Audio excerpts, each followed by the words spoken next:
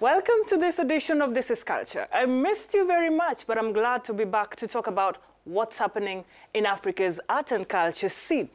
The Cannes International Film Festival kicks off on May the 8th, which is tomorrow. This festival is the most prestigious film festival in the world, mainly because of its exclusivity and long history of premiering some of the greatest films of all time. Films from around the world compete at the event for the Palme d'Or, which is the highest prize awarded. Other prizes to be won are the Short Film Palme d'Or and Camera d'Or.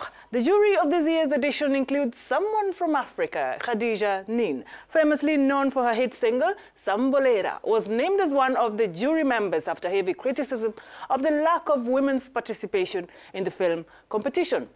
So which African films should we be expecting at the festival? There's one from Uganda, a short animated film, quite an interesting one.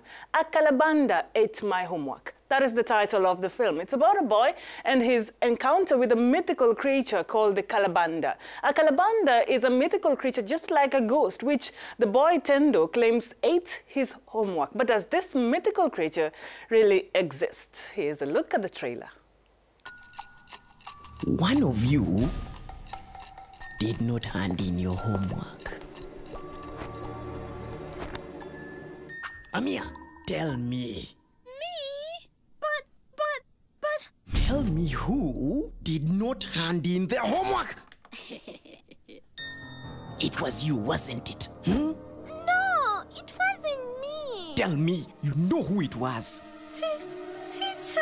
Talk to me. Speak to me, child. Tell me who it was. Spill your secrets.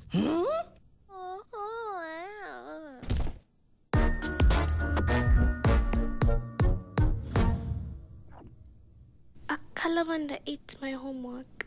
Another film to expect at the Cannes Film Festival is Rafiki, the first feature film to premiere at the festival. It's a film expected to be a source of pride for many Africans since it has made history by becoming the first Kenyan film to be invited to the Cannes Film Festival. The film will have its world premiere at the prestigious Un Certain Regard series. It is adapted from the 2007 Cane Prize-winning short story Jambula Tree by Ugandan writer Monica Araknyeko and tells the story of two women from families divided by political rivalry who become close friends and then lovers in defiance of their conservative society. Unfortunately, most Kenyans won't be able to watch the film. The Kenyan government banned the film, accusing it of having clear intent to promote lesbianism in Kenya, contrary to the law. Film director Wanuri Kaihu confirmed the ban to her fans and said she is incredibly sorry. The ban came just a few days after a CNN interview with Kenya's President Kenyatta, who reiterated the country's stance on homosexuality, saying that it goes against cultural beliefs of majority of Kenyans and that gay rights is not a burning issue for Kenya at the moment. This is an issue of society, of our own base as a culture, as a people, regardless of which community you come from. This is not acceptable. This is not agreeable. This is not about Uhuru Kenyatta saying yes or no. This is an issue that the people of Kenya themselves, who have bestowed upon themselves a constitution. It is true homosexuality is a taboo topic, not only in Africa, but also in other parts of the world. But African films exploring this kind of taboos are being praised abroad and banned at home, with Rafiki as a perfect example.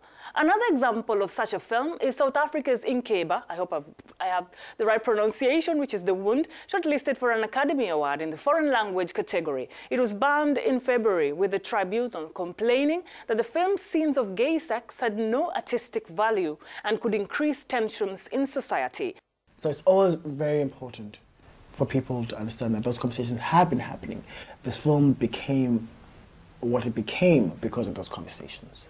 And then something, you push, and then suddenly the volcano just goes, right? And it takes the right time, right film, right thing for it to happen. South Africa's constitution is one of the most progressive in the world. It prohibits discrimination on the grounds of sexual orientation, and gay marriage is legal. But anti-gay prejudice and violence are still very common.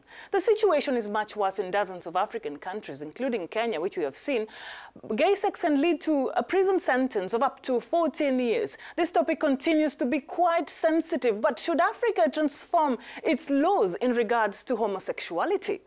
Well, this conversation doesn't end here, but engage with me on social media, on Facebook, Lynette Bahati, and on Twitter, @BahatiLynette. And stay tuned here on African News for the very latest on the Cannes Film Festival. Till next time, ciao!